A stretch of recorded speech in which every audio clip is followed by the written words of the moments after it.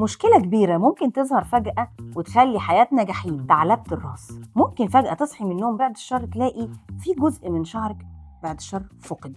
علاج الموضوع ده ممكن يكون بسيط جدا، وحسب المشكلة سببها ايه بيكون دايما علاجها. فخلينا نقول ان التشخيص السليم اللي يوصلنا دايما للحل المظبوط. الشعر ممكن يفقد من منطقة معينة بحدود لها حدود أو حدودها مرئية نتيجة كذا عامل، ما يسمى أو ما يطلق عليه اسم الثعلبة. الثعلبة دي اللي بتيجي نتيجة ستريس أو حالة عصبية قوية جدا أو ضغط نفسي تعرضنا له، ودي بيكون علاجها إن إحنا نمرة 1 لازم تكون أعصابنا تبدأ تهدى، لازم الحالة النفسية تبتدي تتعالج ونبتدي ناخد العلاجات المظبوطة، واحتمال نحتاج حقن موضعي بينبت تاني الشعر بعد ما نكون استخدمنا كريمات مناسبة لمدة 2 قبل الحقن. في حاجة تانية ممكن تخلي الشعر يفقد من منطقة محددة في الراس بشكل مفاجئ، في فطريات الرأس، ودي برضو بتيجي بشكل مفاجئ. فطريات الراس ممكن تكون عدوى نتيجة استخدام مش بتاعنا، فوطة مش مناسبة لينا،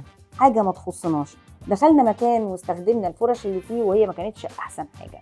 علاج المنطقة الفاضية دي في فروة الراس لو كان سببها الفطريات بيكون بسيط جدا. نمرة 1 بندي العلاج المناسب للفطر نفسه. نمرة 2 بنضطر ان احنا نحقن المنطقة الفاضية بمواد مناسبة ليها، وبعد فترة من العلاج لما الشعر بيبدأ ينبت لازم نغير نوع الحقن المستخدمة في الاريا اللي مفقد فيها الشعر. في النهاية حابة أقول إن لو الشعر فقد بشكل مفاجئ في منطقة محددة في فروة راسك، أول شيء تعمليه مش إنك تجودي، أول شيء تعمليه إنك تتجهي للطبيب الدارس اللي عارف شغله يشخصك تشخيص مظبوط عشان توصلي للنتيجة الصح اللي نفسك فيها وفي أسرع وقت.